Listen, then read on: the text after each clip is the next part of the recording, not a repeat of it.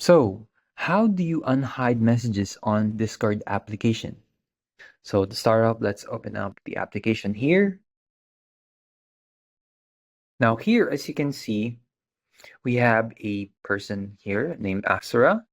We just need to click on the chat. So as you can see, I have chatted with this person. Now, let's say we have accidentally closed the chat like so. So let's close the M.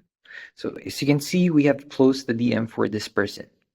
Now, if you want to like unhide the messages for this person, we just need to find him through on the bottom right and your friends. Now here we can see that we have here Asura, and we just need to click on the messages.